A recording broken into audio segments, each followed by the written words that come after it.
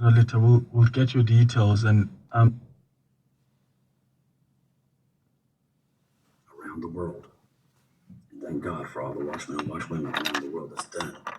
But it's like, well, you don't need to work and everything else. I'm like, listen, when you work for Jesus, you love him, you want to work for him. You want to go out there and warn people.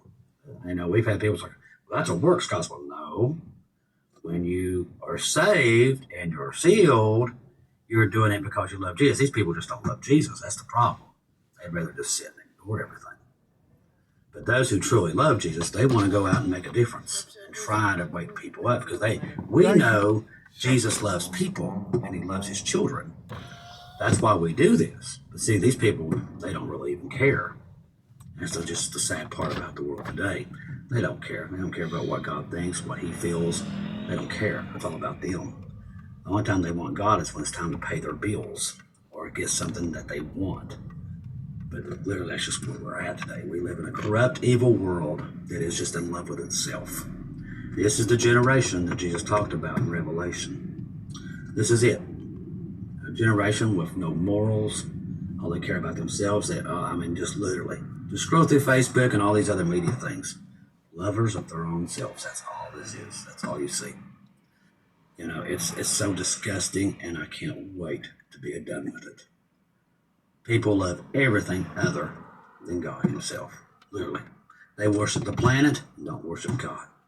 The list goes on, and I can't bear it another day. I really can't. These people and their utmost, just, there's no words. There truly ain't. It's just, people just don't love God anymore. They just don't. It's an ungodly world everywhere you look. And people think this world's going to keep on ticking. It's not. It comes to an end, thank God, very soon, one day, very, very soon. It will come to an end. God's gave the warnings. They're out there. You've heard them. You've seen them. That's all we can do. The rest of it's up to them. To either take the warnings or be stuck here. If you're lost, don't wait another day, people. Listen, anybody that has any information that you've gotten, any more dreams, anything retaining, like I said, to this week or anything coming on, let us know in the email, okay? And try to keep it short because, like I said, there's only 2 of us. We appreciate all the information and all the stuff we're getting, okay? I'll give you more information tomorrow, but there's another show I'll come on. Her name's Amy, and I'll have all the channel information. We're going to do that Saturday night, I think, and I'll get more information on that. Amy has been on Brother Gary Gates' show, also Random. She's also been on Uptime. We just love and think the world of Amy. So we're going to be on her show come this weekend. I'll get you more information on that. Hopefully the power stays on because I've got storms coming tomorrow and the next day. So hopefully I keep the power on. The way it's looking right now, it's probably not. Literally can't keep it on here. But these storms have been so horrible. I mean, just like today, we had almost like 70-mile-an-hour winds. And this morning it just came in. I didn't sleep well again last night. I was up and down. The storm hit us at 12 o'clock noon. I was getting ready to come in here and do the first show when the power went. So I was like, man, I should have done one earlier, but I just didn't do it. It's just one thing after another. But see, where we live in the mountains here, you got power lines that are running literally through trees. And we try to get them to cut these things out, cut the trees away from them. But some people that own property won't let them cut the trees. So that's why we run into these issues here. Constantly there's no power. That's why I got generators and stuff like that, because of that reason. Well, I will get off here. I don't want to keep you long. I know that I went longer than I thought I would go, but I just want to let everybody know to keep their eyes on the sky because I've got a real funny feeling something really is about to happen. I don't know why. I felt it all day. I've just got a feeling something is happening, and we don't know it yet, but it's about to reveal its ugly face. I think they're doing something which will lead to the rapture. I think that is what's happening right now underneath us. And I think you guys know that as well as I do. I love each and every one of you. If I don't see or hear from you again, I'll see you in heaven.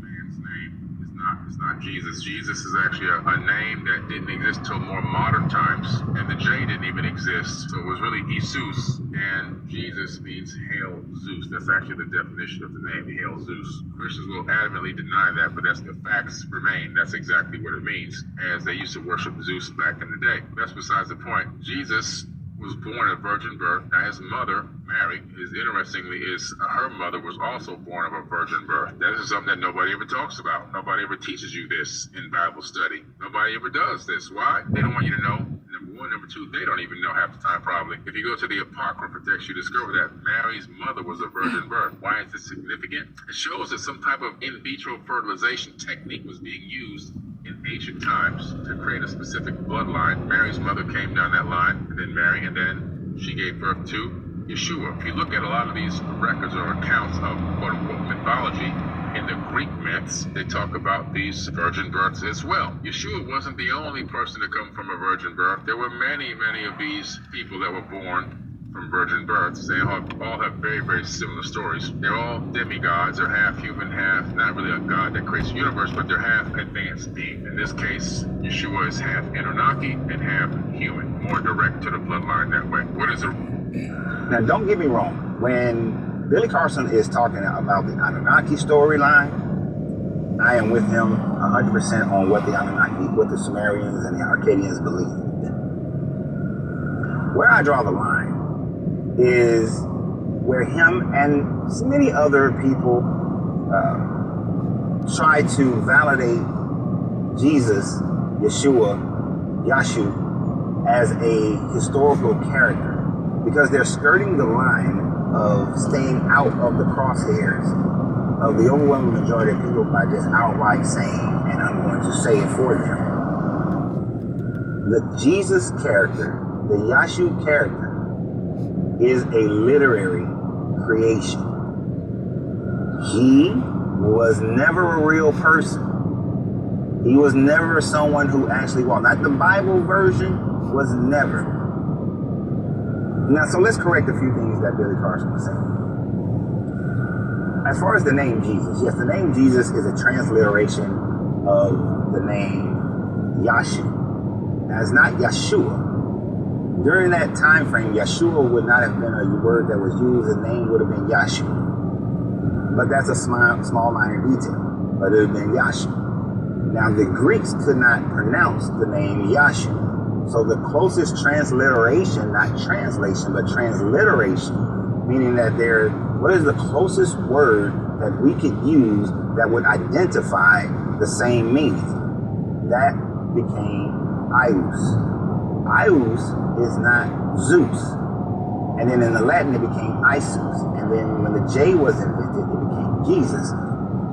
None of them are translations of the name Yashu, but they are transliterations to mean a saving Messiah, or the most loose version, a Zeus that saves, meaning a God that saves. They are not trying to say Hail Zeus. That is a popular misconception of that teaching, of that doctrine. But it is a Messiah or God that saves. So it is a transliteration, not a translation, and the meanings is completely different. Now, there are other writings that talks about the fact that Mary was a virgin, was born from a virgin birth herself, and this was created by the Catholic Church in order to pretty much deify Mary. So he's absolutely correct in that one. The question would then be, why isn't that part of your Bible? Why isn't that part of your Bible? I mean, I understand. I know why. The canon had been closed by the time this doctrine was created, so therefore they couldn't add more books to the Bible. And of course, the Protestant Bibles all picks up from that Catholic Bible. And originally, Protestant Bibles had the Apocrypha in it, which was the same as the Catholic book, the Catholic Bible, but for printing reasons, printing cost reasons, the Apocrypha in the late 1800s, early 1900s was now being excluded from your Protestant Bibles, which is why most of your Protestant Bibles don't have the Apocrypha in it. But the point is, these stories are not part of the Bible, but it's part of a doctrine that was taught by Christians. And so why is it taught? Now, the reason why I bring that part up is because Billy Carson goes further into merging the Anunnaki story with the Jesus story to say that since there are many stories of these virgin births, and some of the pictures, I don't know if he meant those exact pictures of those deities to which he put up there, like putting Horus up there would be disingenuous because Horus was not born from a virgin birth, but he was born from a miraculous birth, meaning Osiris' body was cut up, Isis put his body back together, couldn't find his ping, put an obelisk in the place of his ping, and she hovered above it. Isis was never a virgin. Well, she wasn't a virgin at that point, but she hovered above it, and she got pregnant. Is one of the primary Kemetic stories. So not a virgin birth, but a miraculous birth.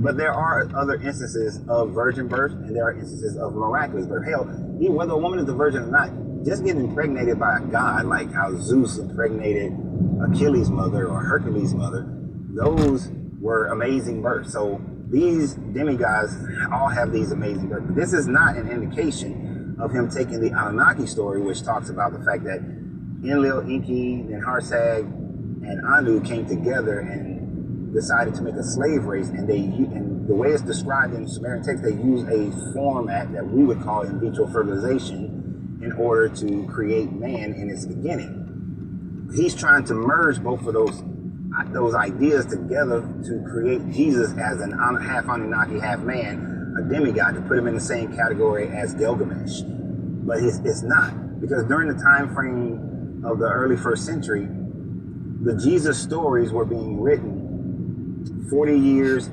to 100 years after the Jesus character was first introduced to the Hellenistic Roman Empire. And so therefore, there were no Anunnaki around, there were no Incas around, there were no Enlils around. These were just literary creations. And even for one of the big differences, and even for the Sumerians, the Sumerian story, when the Sumerians wrote about Enki, Enlil, and Harsag and Anu creating man, they are writing at a time frame when the events supposedly happened more than 3,000 years prior to the Sumerians actually writing this. The Epic of Gilgamesh happening 2,000 years, being written down, and happening 2,000 years prior to them being written down. So there's this long length of time between the time frame of the event happening, supposedly, and the writing down of these events, where in the Jesus case, the events of Jesus are written down 40 to 100 years after the so-called Jesus supposedly was walking around. All of them are literary creations, but to mesh those two together is really disingenuous. Is the best word I can use, the most polite word I can use, in order to popularize the story. I would love if people like Billy Carson, Bart Ehrman, would just flat out say, Jesus is a literary creation. Never walked on earth. The Bible Jesus never walked on earth. Were there plenty of Messiah types who were claiming to be the Jewish Messiah during the time frame of Jesus? Yes. Yashu being a very popular name, would there have been those named Yashu? Yes. Josephus mentions the fact that there was at least 4 of them during that time frame. So a person claiming to be the Messiah, sure. Killed by Pontius Pilate because he was a ruthless person and his job was to kill all of them who were claiming to be the Jewish Messiah, sure. But let's not confuse people by trying to merge information that don't match or never should be merged together in the first place. But y'all have a great day. And always remember, you have to free yourself to be yourself, because your greatness is non-negotiable. Good journey, good vibrations. Hi everybody, welcome to my channel. So listen, Innocent, who is one of the twins of the Saint twins, they're YouTubers as well, you guys, influencers, all of that. She had her house burnt down, which was an accident, and I think it happened on Monday, and then some of us only heard about it yesterday morning, and we reported on it. And you guys, already when I was reporting on the story, there was a lot going on online in terms of people, talking about how weird it is that she's going through this very traumatic event, but they have time to take this content. Who's taking the content? And the sister is taking the content. I'm just thinking, I don't know, you guys. My sister is going through something. Let me pick up a camera and shoot. Is she the one that says, sis, make sure that you take footage of all of this while I'm crying? I don't know, you guys, but people were already talking about that. And the things that they were pointing out, you guys, weren't really a lie. It was like, not saying that it wasn't an accident, but something is weird about the content being taken around this time. But here's the thing, you guys, for all of you coming here to my channel, because people come to my channel to hear my views, because this is a commentary channel. Because if you just wanted to get what's happening with her house, you can go over there by Twitter, by Instagram, you can go read the newspaper article who will give you the facts of what's happening with this story. But if you're coming here, you really are coming from my opinion. But let me tell you something, you're not going to get a lot of it because most of you are not ready to hear anything different when it comes to the people that you like, okay? We can't question things. Even when the thing is obviously weird, you are not supposed to say anything about it, okay? So when it comes to these stories now, what I'm going to do, I'm going to sound like SABC and just tell you, oh, there was a fire there. Yeah, no. I think nothing because my brain really doesn't work, that kind of a situation. So now they are posts where innocent, I guess, with the family, they are asking for donations because obviously if their house went down, they lost everything. I was saying yesterday, I'm sure even their personal documents were in the house, the furniture, the clothes, everything. Okay, so they are asking for donation. In the communication asking for donation, they are clear to state because their house was worth 3 million rand and the furniture was worth 2 million rand. Just me in my corner, I was thinking, guys, I need to start calculating how much my furniture is worth because I buy my furniture one by one. I've never really sat down and been, how much did it cost me to finish this house? I haven't done it, okay? But they knew, maybe it's because they were just moved it. Ma? Ja, tse ding a di yo ko sailing ne. Ke tlogetse.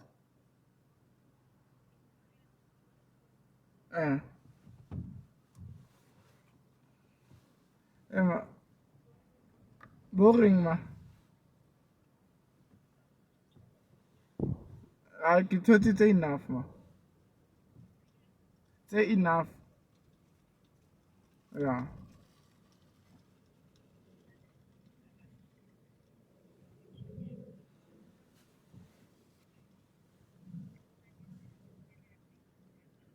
Ke yo ko ntlong. Ngone o nsendele voice note ya ko WhatsApp.